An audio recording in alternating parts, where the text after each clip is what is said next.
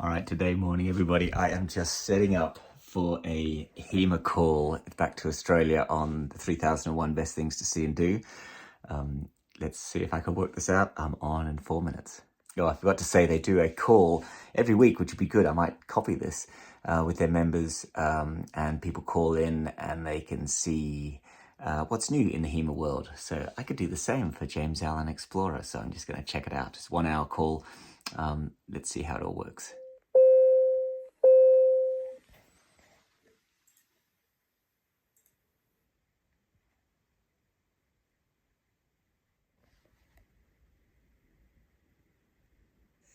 Well, that went really well. I enjoyed that. Learned so much about. I could do this. I could do this for all you guys out there. And you can talk to these amazing people like Yanni. He's one of the best cave divers in the world, and get his experiences on stuff. He was diving to 100 meters the other day. Crazy. Yeah, so much good. Look at that. Talking about Australia, and I'm in the Arctic Circle. Anyway, right, off to breakfast.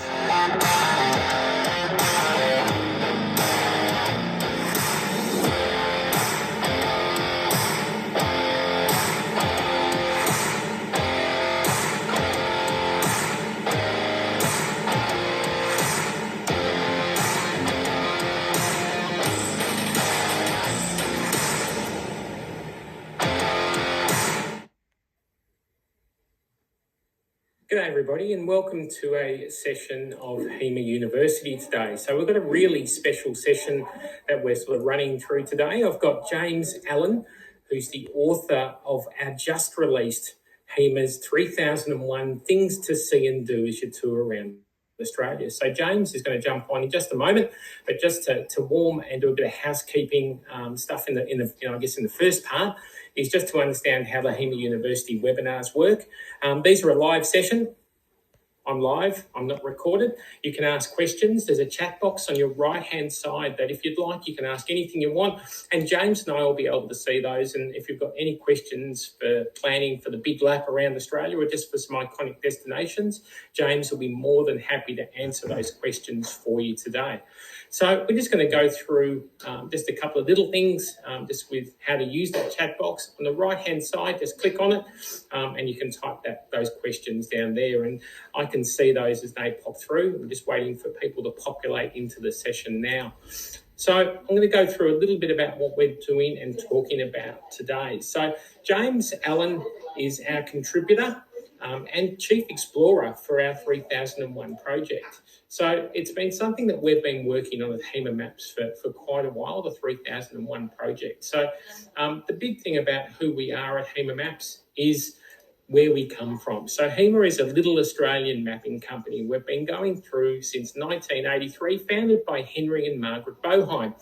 Henry still sits on our board of management today, and we're very lucky to have the legacy that Henry and Margaret have set out as they've been exploring Australia for just on 40 years. Who are we at Hema Maps? We are Australia's little mapping company.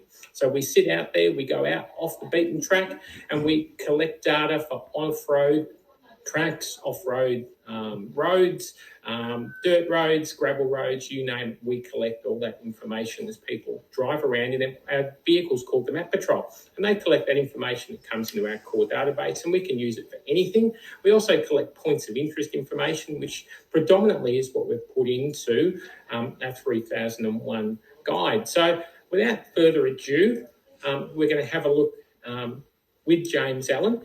I'm going to talk to him about his experience. So who is James? And James will introduce himself in a little bit when I get him to jump back on stage.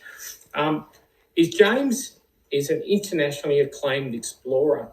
Okay, James has travelled all over the world, not just in Australia. He is, I guess, what we call a professional explorer. He's got multiple different degrees in obviously the outdoor field, and basically he's very passionate about what he does. And James has got some foundations he set up and some charities that he works very closely with in that space as well.